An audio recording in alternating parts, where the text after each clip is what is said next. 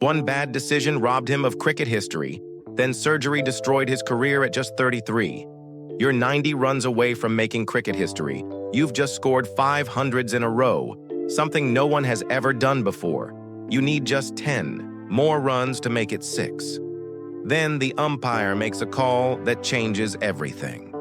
This is the story of Everton Weekes, a man who should have been remembered as cricket's greatest record holder. Instead, he became the player who was robbed of greatness by one controversial moment. And then, just when he was getting back on top, a surgery disaster ended his career when he was only 33 years old. Stay with me, because this story will make you question everything about fairness in sports. Let's start with who Everton Weekes really was. Born on February 26, 1925 in Barbados, Everton was part of the famous 3 W's. That's Weekes, along with Frank Worrell and Clyde Walcott. 3 boys from the same small island who would go on to dominate world cricket. But among the 3, Everton was special. He was known as one of the hardest hitters in world cricket. When Everton hit the ball, it stayed hit. His batting was pure power, mixed with perfect technique. But what made him legendary was his ability to score big runs when it mattered most. Everton made his Test debut against England in 1947 at 48. Right from the start, people could see he was different. But nobody, not even Everton himself, could have predicted what was about to happen next. The West Indies team was about to tour India, and Everton was about to do something that would make cricket history, or at least he should have. Here's where the story gets incredible. The year was 1948. The West Indies were touring India for the first time ever. Everton had already scored his first Test century against England in Jamaica, 141 runs. A solid start. But what happened next was pure magic. In the first Test against India in Delhi, Everton scored 128. Not bad. But he was just getting started. In the second Test in Bombay, he scored 194. People started to take notice. Something special was happening. Then came the third Test in Calcutta. Everton scored 162 in the first innings, and then 101 in the second innings. Think about this for a second. That's 400s in 4 consecutive Test innings. Nobody in cricket history had ever done that before. The cricket world was watching. Everton Weekes was making history with every ball he faced. Now here's where it gets really interesting. Everton had scored 500s in a row. 141 against England, then 128, 194, 162, and 101 against India. 5 consecutive Test centuries. A world record that still stands today. But Everton wasn't done. He was hungry for more. The 4th Test was coming up in Madras, and Everton was about to attempt something that would have made him the greatest record holder in cricket history. The 4th Test in Madras, December 1948. Everton walked out to bat knowing the whole cricket world was watching. He needed 100 to make it 6 consecutive Test centuries, something that had never been done before, something that would probably never be done again. He started well. 10 runs, 20 runs, 30 runs. The hundreds were coming easier to him now. He was in the form of his life. 40 runs, 50 runs, 60 runs. The crowd was getting excited. History was being made. Sector runs, 80 runs. Everton was closing in on his 6th consecutive century. Just 20 more runs and he would have a record that would never be broken. 85 runs, 88 runs, 89 runs, 1 more run, and he would reach 90. Then disaster struck.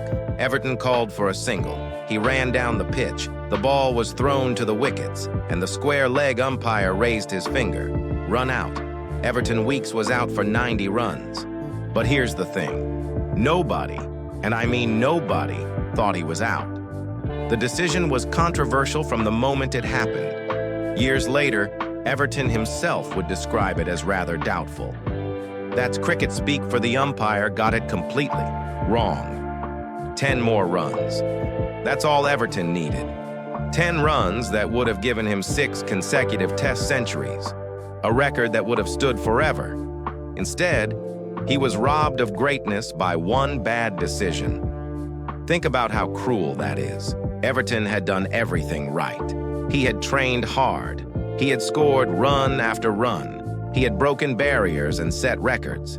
But when it came to the biggest moment of his career, when history was just 10 runs away, it was taken from him by someone else's mistake. The cricket world knew it was wrong. Everyone who saw it knew it was wrong. But in cricket, the umpire's decision is final, even when it's completely wrong. But Everton wasn't the type to give up. Even after being robbed of his 6th century, he kept playing great cricket. His record of 5 consecutive Test centuries was still incredible. His average on that tour of India was 111.28. Let that sink in. Over 5 matches, Everton averaged more than 111 runs per innings. That's not just good, that's superhuman. When the West Indies toured England in 1950, Everton continued his amazing form. He scored 23 10 runs at an average of 79.65. That included a triple century against Cambridge University. A triple century means 300 runs in 1 innings. To put that in perspective, most batsmen are happy to score 50 runs in an innings. Everton was scoring 6 times that in a single day. Perhaps no batsman since Bradman has made such an impression on his first English tour as Everton Weekes did in 1950. That's what the cricket writers said about him. Comparing someone to Don, Bradman is the highest praise you can give a cricket player, and Everton deserved every word of it. Over his Test career, Everton played 48 matches and scored 4,455 runs at an average of 58.61 per innings. To put that in context, that's the 10th highest Test batting average in cricket history, in 152 first-class matches, he scored just over 12,000 runs at an average of 55.34. These aren't just good numbers. These are legendary numbers. But just when Everton was at the peak of his powers, disaster struck again.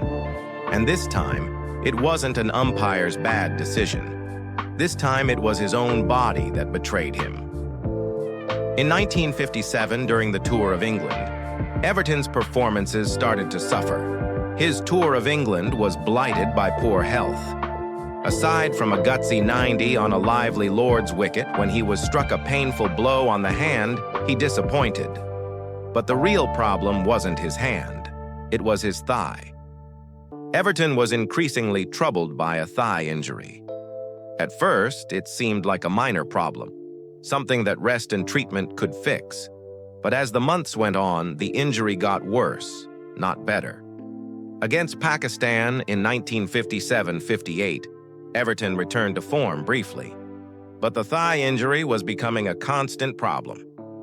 Here's where the story takes a tragic turn.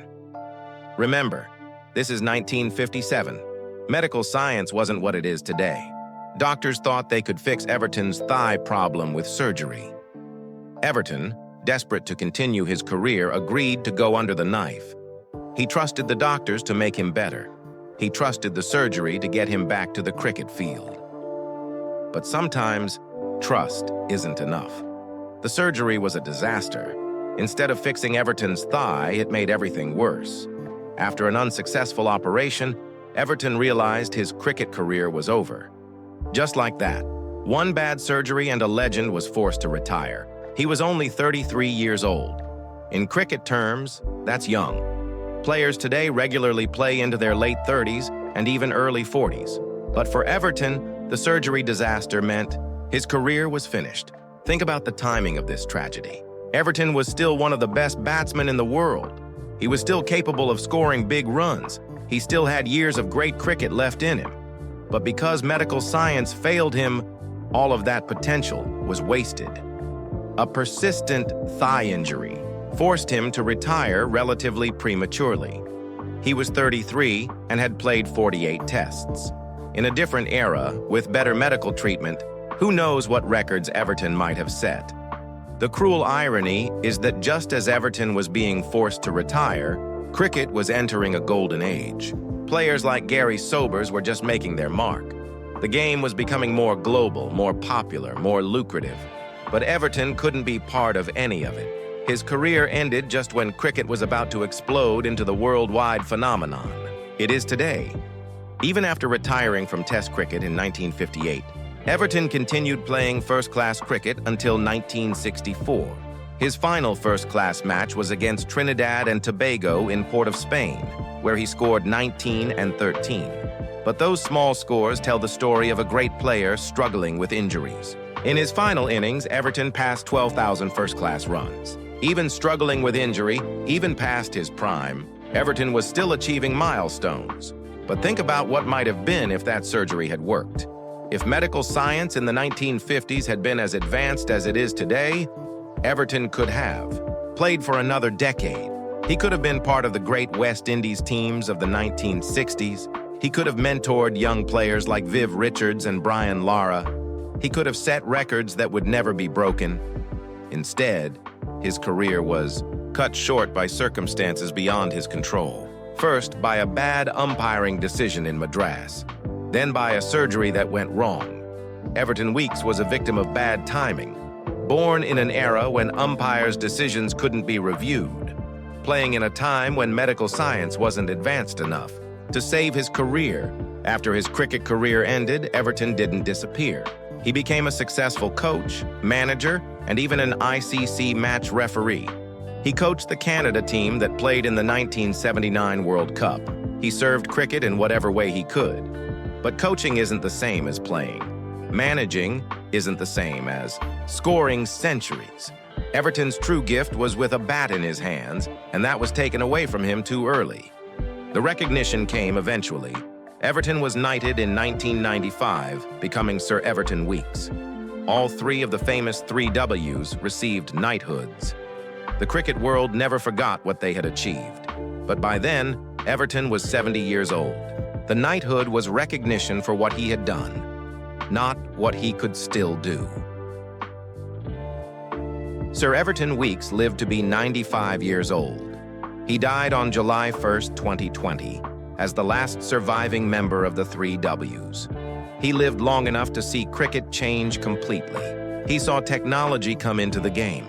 He saw players earning millions of dollars. He saw umpiring decisions being reviewed and corrected, all the things that might have saved his career and his records. But here's what makes Everton's story so powerful. Despite being robbed of his 6th century, despite having his career ended by a surgery disaster, he never became bitter. He remained humble throughout his life. He continued to love cricket. He continued to serve the game in whatever way he could. Everton Weekes teaches us that greatness isn't just about the records you set or the recognition you receive. It's about how you handle the setbacks. It's about how you deal with unfairness. It's about how you continue to contribute even when circumstances work against you. Everton was robbed of cricket history, but he never let that robbery define him. His record of 5 consecutive Test centuries still stands today. No one has matched it. No one has even come close. And that controversial run out in Madras, it's now part of cricket folklore. Everyone knows that Everton should have had 6. Everyone knows he was robbed. And in a way, that makes his achievement even more legendary. When people talk about the greatest batsman in cricket history, Everton Weekes is always mentioned. Not because of what he might have achieved, but because of what he actually did achieve.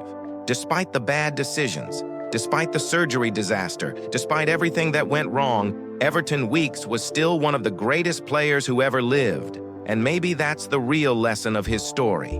Life isn't fair. Sports isn't fair. Sometimes you get robbed of what you deserve. Sometimes medical procedures go wrong. Sometimes your career ends too early. But how you respond to those setbacks, that's what defines your character. That's what makes you legendary. Everton Weekes was robbed of his 6th century. He was robbed of years of his career by a surgery disaster. But he was never robbed of his dignity, his love for cricket, or his place in history. And that's why, more than 20 years after his retirement, more than 75 years after that controversial run-out, we're still talking about Sir Everton Weekes, the man who was robbed of greatness but achieved it anyway. Hit subscribe if this story of resilience inspired you, and share it with someone who needs to hear about overcoming unfair setbacks.